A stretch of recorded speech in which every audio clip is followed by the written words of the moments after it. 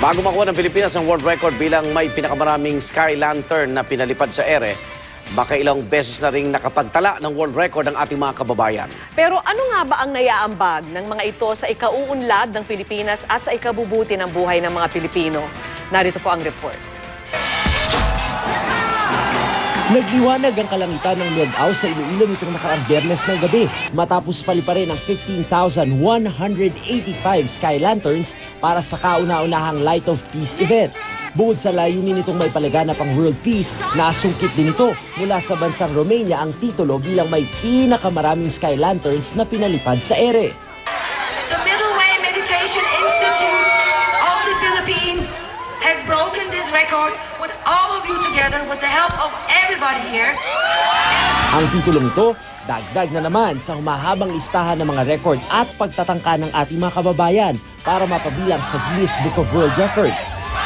Si Junray Balawing ng Zamboanga del Norte minsang hinirang na shortest living man in the world sa taas na 23.59 inches o halos kasing laki ng dalawang pinagpatong na galon ng tubig. Ang largest human rainbow na itala ng Polytechnic University of the Philippines o PUP.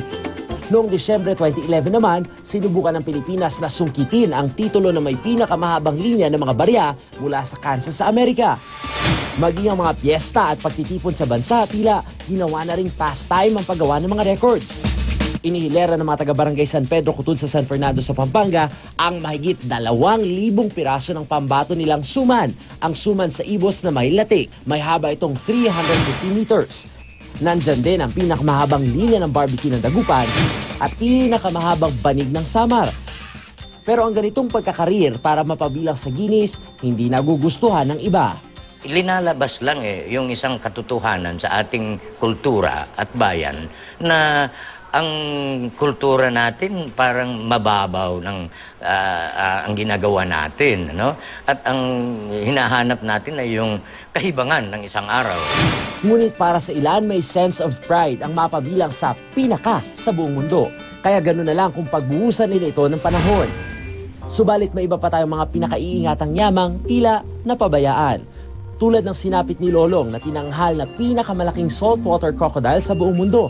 Pero pumanaw nitong Pebrero.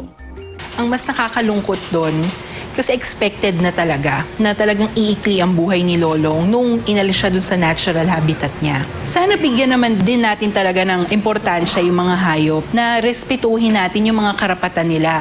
Na huwag natin silang pagkakitaan. I'm happy to announce Anumang karangalan mas tumatamis kapag pinaghihirapan.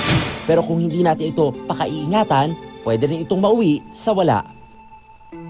Ako po si Steve Delisa ng inyong saksi.